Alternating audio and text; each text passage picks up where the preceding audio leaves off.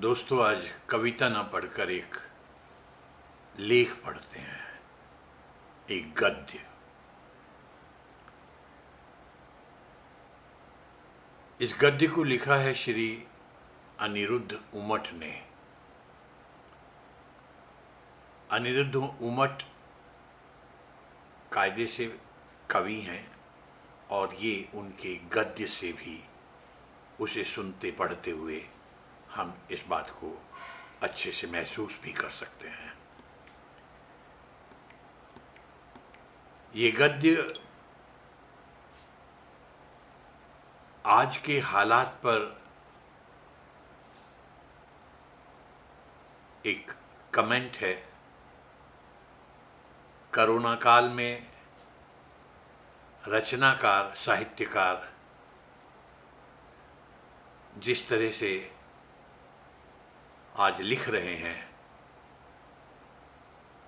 और जिस तरह से इस दृश्य को देखकर उनकी अपनी प्रतिक्रिया हमारे सामने आ रही है, उस सब को देखते हुए एक बड़े पर्सपेक्टिव में अनिरुद्ध उमट जी ने अपने दृष्टि से इस लेख को लिखा है। बड़ा अलग सा मुझे लगा और लगा कि इसे मैं पढ़कर आप दोस्तों के साथ शेयर करूं। शायद आपको भी अच्छा लगे, प्रभावित करे, जैसा कि मुझे इसने किया है।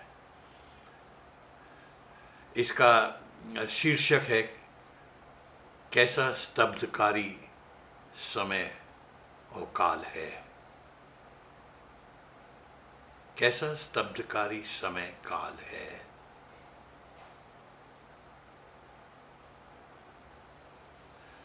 जो दिख रहा है उसे ग्रहण करने की सामर्थ्य खुद में ना के बराबर महसूस हो रही है।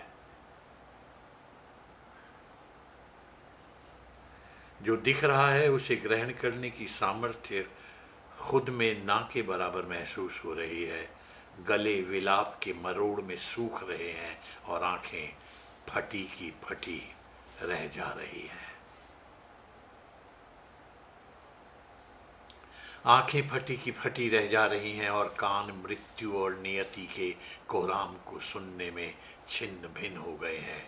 कुछ कहना, कुछ लिखना, व्यक्त करना बेहद गलाजत लग रहा है। लगता है कि चुपचाप इस दुख की भट्टी पर खुद को बस रखना ही एकमात्र उपाय है।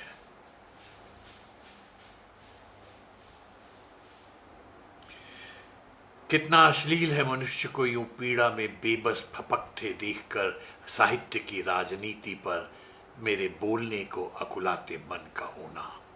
कितना अश्लील है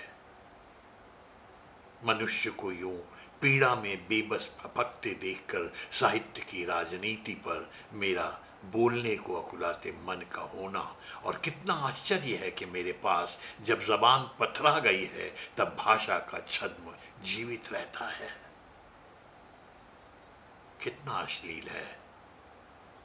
जब मुझे गूंगे भटकते किसी अपराध बोध, किसी सामर्थ्यहीनता की चट्टान पर सर दे मारना था, तब मैं हिंदी साहित्य का खो खो खेल रहा था। कितना अद्भुत शव दहन का दृश्य है। कितना अद्भुत शव दहन का दृश्य है कि जब मेरा चेहरा अंधेरी चुप में रिसना था, तब मैं लाइव की लाव लव भैरवी में मगन था। इतना लाइव मैंने अपने जीवन में नहीं भोगा जितना निस्पंद लाइव की लार में सना। इतना लाइव मैंने अपने जीवन में नहीं भोगा जितना निस्पंद लाइव की लार में सना। मनुष्यता जब अपने दुख में ऐसा दृश्य बन रही थी जिसे देख पेट तक का भ्रूण मर जाए, तब मैं लाइव में साहित्य की राजनीति की सड़ांध मारती लाश पर गिद्ध की तरह चोंच मार महसूस कर रहा था कि मेरा कुछ नहीं मरा।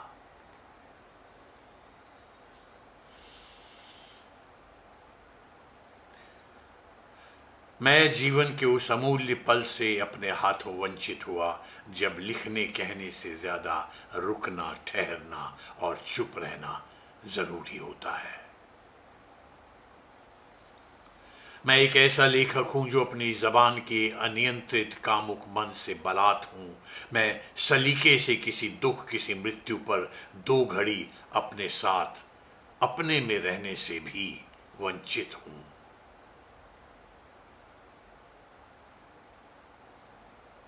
मैं सलीके से किसी दुख, किसी मृत्यु पर 2 घड़ी अपने साथ, अपने में रहने से भी वंचित हूं। और मुझे इसका कोई एहलाम नहीं, कोई प्रायश्चित नहीं। मैं एक पल भी चुप नहीं रह सकता। और मुझे इसका कोई एहलाम, कोई प्रायश्चित नहीं कि मैं एक पल भी चुप नहीं रह सकता। मेरी हर हाल में बोलने की हवस मुझे संवेदनहीनता के अतल तक ले जा चुकी है। मेरी हर हाल में बोलने की हवस मुझे संवेदनहीनता के अतल तक ले जा चुकी है।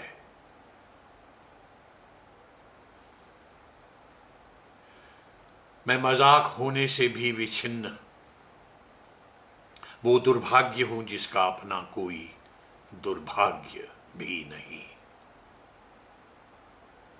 मैं मजाक होने से भी विच्छिन्न वो दुर्भाग्य हूं जिसका अपना कोई दुर्भाग्य भी नहीं।